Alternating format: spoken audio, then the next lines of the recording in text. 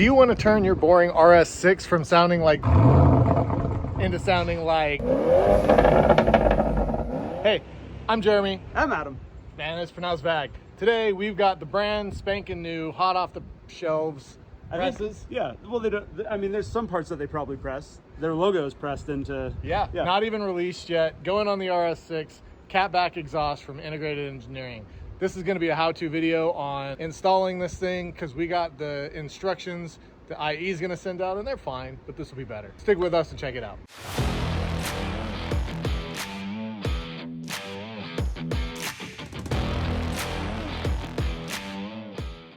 We're in the middle of the install on the RS6, and I just thought it would be an opportune time to show you some of what we have going on here with the stock muffler and tips versus the new IE muffler and tips.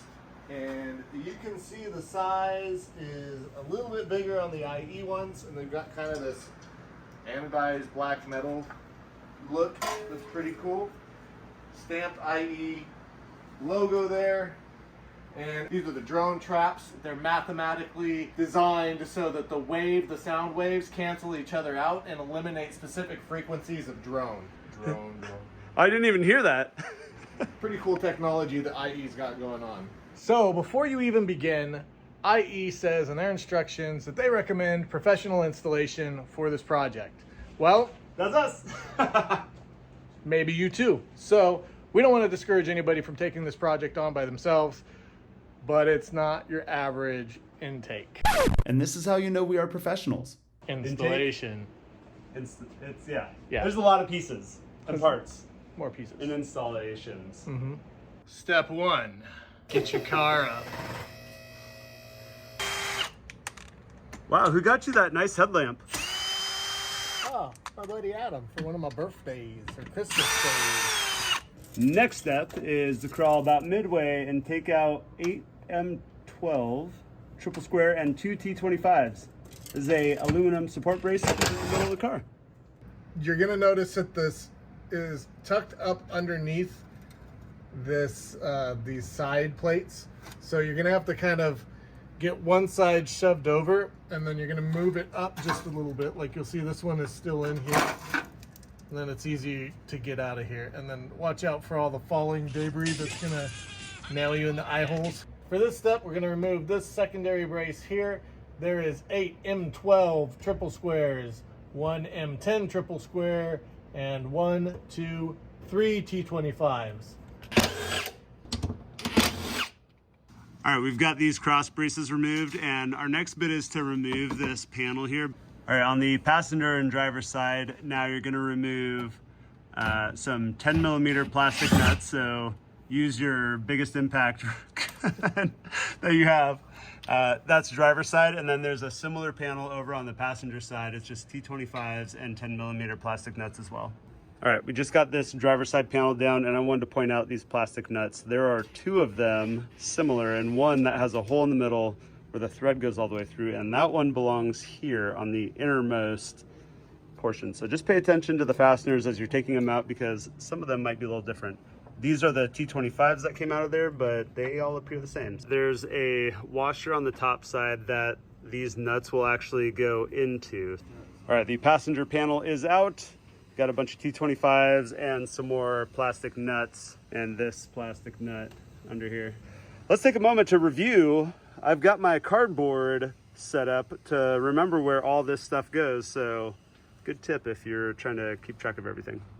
All right, next you're going to remove this center panel, and Jeremy is using the needle nose pliers, which you can't see because he's got big hands, but I'll show you on these ones back here, where you're just gonna push the center up and out, and then that is gonna allow the pin to come out.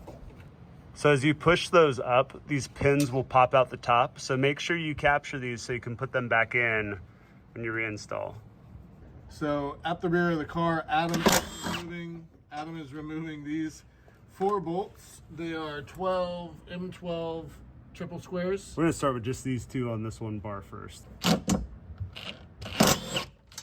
Now we're up at the front, and we're just using a regular ratchet with an M12 on here to get up and break these loose. They're not really that difficult. I'm just using one hand to get them broke loose. All right, we've got the front and rear bolts out of this brace. Jeremy's gonna break this bolt loose on the subframe. He's tightening it. Shit. Now he's loosening it. I'm recording in case incident happens. Doesn't. Are you saying? I'm just, just in case. I'm just in case guy. Oh shit. It's coming down on my head. Wow, that's a long one. All right, and then I wouldn't like take it too far because you might end up reaching the end of the, yeah, take it easy. Enough to make, well, you got to make contact so it supports itself. Cool. That wasn't as hard as I thought. Still terrifying once the brace started coming down on my head. All right, so you want to find these plugs here, which are for the motors on the exhaust valves. And on the top, you can just use your finger to push down and they will pull straight off on either side. All right, our next thing is to, right next to the tires in the rear, remove these exhaust hangers. So if you have an exhaust remover hanger tool, that's gonna be the best, and we're gonna try our luck without it. Okay, we've got the exhaust hangers removed on left and right side that are next to the tires here. Next is right above, well, near the sway bar. Just get some WD-40 up in there, and then you'll be able to push that hanger right off super easy. We're removing these bolts here on these clamps. This floppy heat shield is going to be a bit of a pain in the rear end. You're going to want a 13 millimeter open-ended wrench here.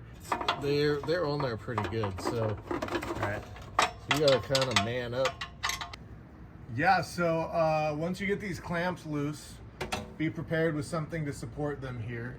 You're going to drop the back end on the floor and keep those supported, and then you can remove this heat shield. All right, so before Jeremy gets into this, we've got this hanging here. We're gonna remove, there's two 13 millimeter bolts that are attached to these exhaust hangers. We're gonna drop those out, but I'm gonna help support that so it doesn't fall in Jeremy's face. Bombs away.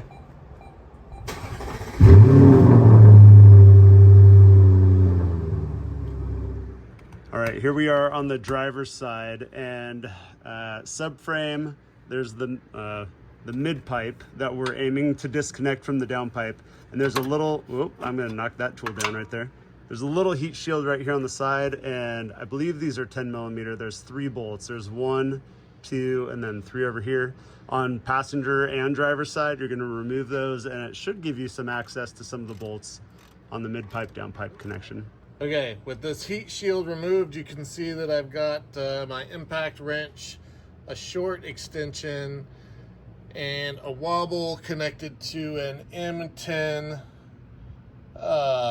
triple square. And we're gonna try and back out the spring bolt right here. All right, so we are at the step where we're looking at the bolts for the down pipes and the mid pipes where they connect, and I'm gonna try and get this to focus here, but that's where it is up there. So that's one of them, and you can see that this one's already partially loose. I was able to get it with a contraption that I'll show you here in a second, which is basically a long extension, a wobble, and a 13 millimeter socket. So we can go straight up through here to get to this one. Okay, so under here, let me see if I can focus on it here. There is a nut right behind that drive shaft. Just starting to peek out. It's really hard for me to show it to you. It's right there, and right now I have a socket on it. You can see it wiggling. The socket has a wobble on the end. It's a 13 millimeter, and it's connected to a long extension that is right here, my fingers. So since we're on it, we are gonna grab my impact gun, we're gonna connect to that, and we're gonna get this damn thing off. All right, so what we have going on here is an extension through where the heat shield is. We're gonna try and zoom up so you can see what's happening here. Whoops, that's the wrong way. But I've got a universal joint going to a socket, and we are on the nut up there. And you just gotta be skilled in getting this on there. I'm trying to get the camera to show you, but the nut's coming loose. And so we're gonna go ahead and remove this and move on to the next thing. All right, now that we've got all the bolts off of the mid pipe, this piece right here is where the spring bolt was attached to. I'm gonna reach up and you can just grab it and kind of pull it back and move it to the side so that you shouldn't be hung up on anything when you go to get the mid pipes out of there. Okay, so according to the instructions, you're gonna just pull straight out and rotate, and the quick jack's in the way. Being on a standard full lift is probably going to be helpful. All right, so now that you've got that mid pipe removed, you can see the down pipe up there, nice and clear. I hope it's a lot easier to get the new mid pipes on there. That honestly wasn't as bad as my S5. You know what? The new mid pipes have like 2 less feet of pipe on them. Cool. All right, so you may be lucky enough to have all the right tools when you do this installation. And here you'll see that later in the video, we did end up buying the right tools. This is a really short 10 triple square that we were able to slide a ratcheting wrench over to be able to get this a lot easier. We're on this passenger side right now. We're trying to get this transmission bolt hanger spring bolt out here. I was able to break it loose with a regular ratchet and a M10 triple square, and the problem is the distance from the bolt to this right here was too short for our ratchet plus our M10 triple square bit. So we are using a standard 5/16 Allen wrench to get up there, and I'm going a painfully slow quarter turn at a time. If I'm lucky, it's a quarter turn. The other thing that sucks is this hose is in the way and it's being a little bitch. There you go. And I think you're gonna keep rotating. Because what you did before was you rotated and got the flex joint kind of up against the top, and you're able to pull it straight back. But that flange is gonna make a big difference in how it's positioned.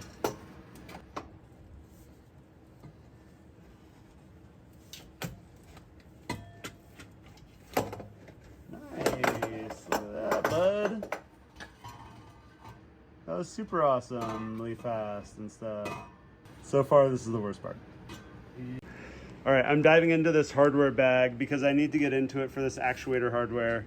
There are 2 gaskets for the mid-pipe, down-pipe connections, and new nuts. Okay, so over here on the passenger side, we've got the passenger side mid-pipe out. We're about to put the IE mid-pipe in. One thing that's worth noting is this piece right here, which is a, it's the spring bolt that goes to the transmission mount up in this area.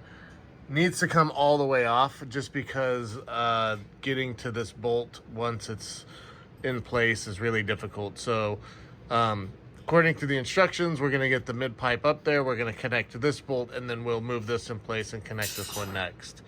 So while I have you here, putting in the mid pipe isn't really that different from removing the stock one. We're going to be, I'm trying to do this with one hand, but essentially you're gonna get the lip up over here, and then you're gonna work this in. Oh my God, I did it with one hand.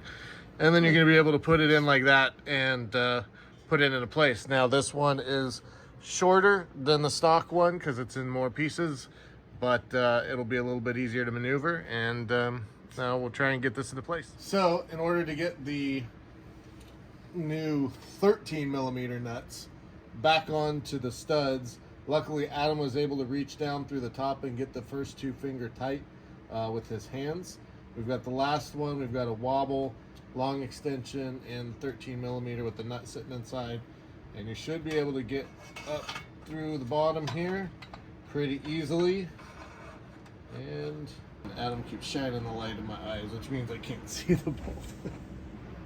Okay, so up there you see This is the transmission bracket, and there's a sleeve up there. We kept that last bolt out of that sleeve. That's this one right here. It's a spring bolt, just so we had enough room to get our hands in and on the downpipe bolts. We got those all tightened, and now we're gonna put this in. Okay, now we've got that bolt in, and I was able to hand tighten it as much as possible while this hose was stabbing me in the hand. But the next thing is we've got this M10 triple square, and this is goes on to a 10 millimeter ratcheting box wrench, I think. Anyways, I'm gonna put that in there, and then I'll show you how I'm gonna get it off, because we have limited space between the end of this bolt and here, so you can't really get a ratchet plus a regular triple square on there. All right, well, we finally got these bolts here back on the downpipe, and actually this one and this one are fairly easy to get to. If you follow the downpipe up, I'm going to use this 1/4 inch extension. You can follow the downpipe up, and if you put a wobble and a 13 millimeter socket, you're going to be able to get to those pretty easy. The tricky one is going to be that sucker right there. And in order to make sure you can get to those, what you're going to want to do is not tighten up the downpipe bolts all at once. You're going to want to get them on and have a little bit of play so you can move the downpipe around. And then this is the one that you're going to want to tighten up first.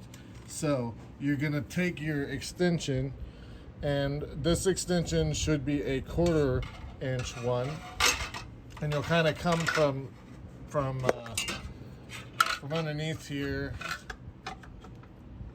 and you're going to be able to push the downpipe up and maneuver your way to that bolt.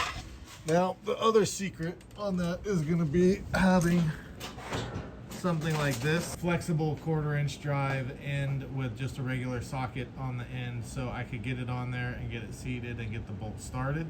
And then in order to torque it down, I used a socket with a universal joint that we were able to get on there and get done. All right, so we got both downpipes successfully installed, and we are now going to move towards the rear of the vehicle and start putting the muffler in, and then work our way up to this point here. All right, next I'm going to start by removing the exhaust hangers on each of these so that I can install them over here, and then also gonna take off the actuators for the valves on those so we can move them over. And then we'll start assembly of these pieces. I've got the exhaust hangers off, and now I've got the bolts out on these actuators for the valve flap, so I'm gonna take this out now. So before you go yanking everything out of here, just carefully take this out and take a look at how these prongs are on this actuator motor here, and how the spring is sitting in here. The spring has a little tab there that is going to help hold it in place. It's going to come out, but I think it's really important to take note of the direction of the spring and its keeper. This hanger was sitting like this, where this the bolt tab, lines up right here. So I'm going to take it over to the new exhaust, and I'm going to put it on the same exact way. And same thing for the other side. All right, I'm diving into this hardware bag because I need to get into it for this actuator hardware. There are 2 gaskets for the mid-pipe, down-pipe connections and new nuts. And also there's 2 sets of the actuator hardware. There's a mounting plate, there's this little cuppy thing that holds the spring, and then some of the mounting hardware. So let's go through installing one of these actuators.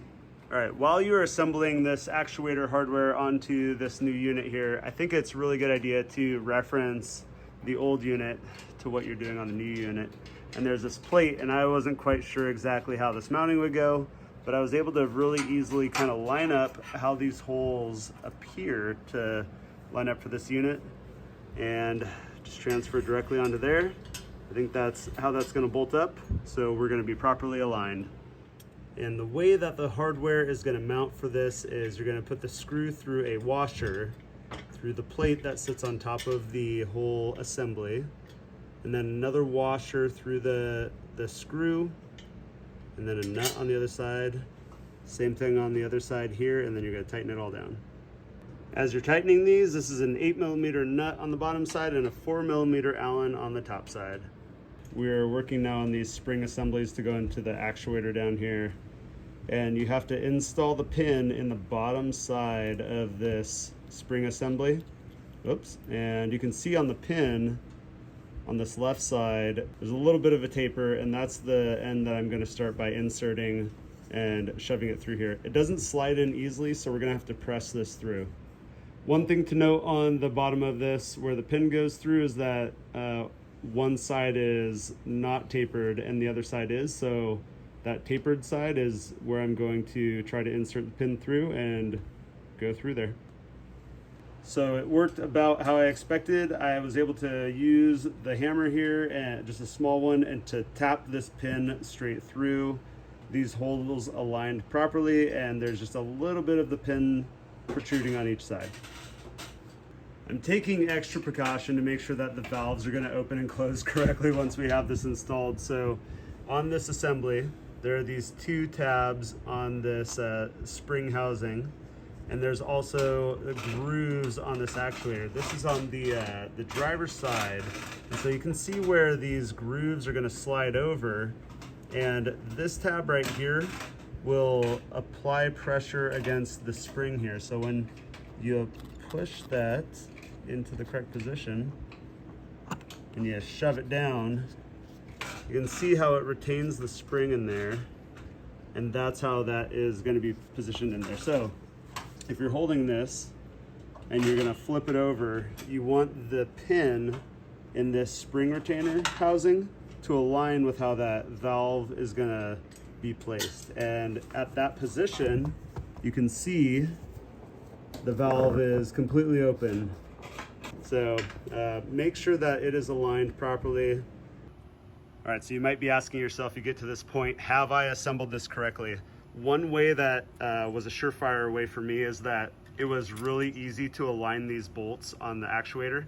And you can just look and see underneath here if there's any weird angles or play. You should also see, let's see if I can get my screwdriver in there.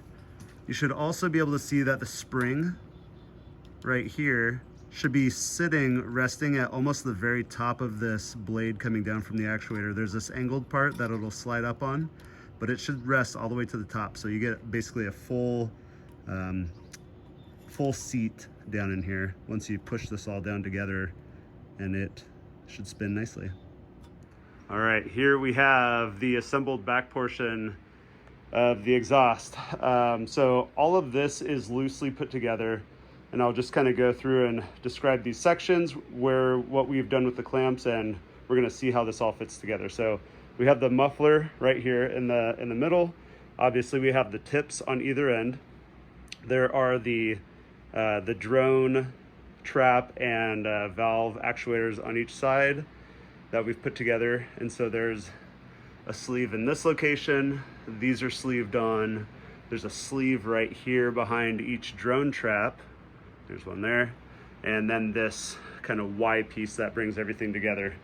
And you can see on the stock exhaust for reference that that's how that goes back together. And then the cross pipe and other bits will go into there. But what we've decided to do for these sleeves is make sure that the bolts are facing downward. So we're looking at the top of the muffler right now. So we have kind of pre-assembled everything where we think that we want all of the sleeves kind of, if I could rotate that right now, it'd be the bolts on the back, or I guess toward the front of the car, but the nuts on the bottom side, so we can tighten all that up once we get it hung. All right, in that previous clip where I was showing you the assembled exhaust, I had this Y pipe flipped. So now we've flipped it around appropriately so that exhaust hanger is mounted on the top side. We're gonna lift this up, and we're gonna first bolt in these rearmost hangers, and then we're going to get the hangers behind the drone traps right up into here, and then Jeremy's just gonna look nice under there. Okay, so we were able to get the exhaust in place, all the mufflers, the tips, and everything that Adam just showed you that's assembled. Basically, one person kind of got under and held everything up here while the other person put the bolts in there, and then we pre-lubed the hangers with some WD-40 so we could easily get them on. And we've got all of the exhaust hangers on and in place. Exhaust is still loose. We're going to do the next two pieces. Okay, so we currently have the entire exhaust installed loosely. The clamps are in place, holding everything in place. All of the hangers are in place. And the next thing we're going to do is install the aluminum cross bracing, the rear cross bracing, move on to getting the subframe cross braces installed. And then once we have those all in place, we are going to tighten all of the exhaust clamps up. All right, next step after we've got all of the exhaust in place is putting the aluminum brace back in. There are 8 M12 bolts, and then there's a couple of T25s that hold in that the shield above there. Don't forget to put that shield in before you get everything assembled. So it's just going to hang out there until you put those T25s up there. All right, we are now putting the steel brace across. There is a M10 that supports the gas tank, and then there's a bunch of M12s that will go in here, and as well as 3 T25s that attach to heat shields. And now we have this jack here connected to the rear subframe cross brace to support the subframe, and we're going to put the subframe cross braces right there, back up here. All right, we've got the passenger and driver subframe brace in now. There's 2 triple squares that go in the back of each, 2 triple squares that go in the front of each, and there's a main subframe bolt. And we are reusing the subframe bolts here, so we are torquing down to 120 Newton meters with some thread locker on there.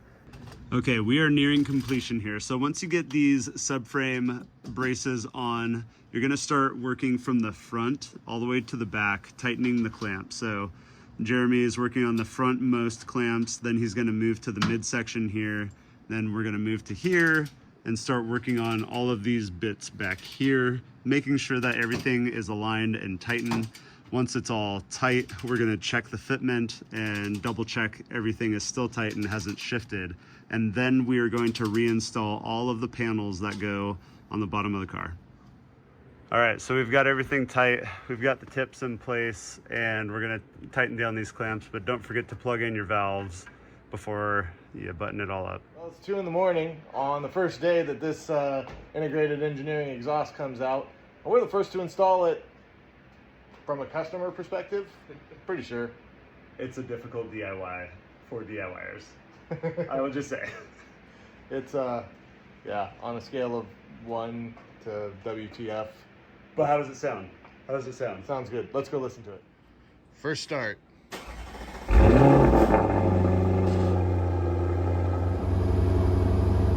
Can you put it in drive like you're gonna go forward? There we go.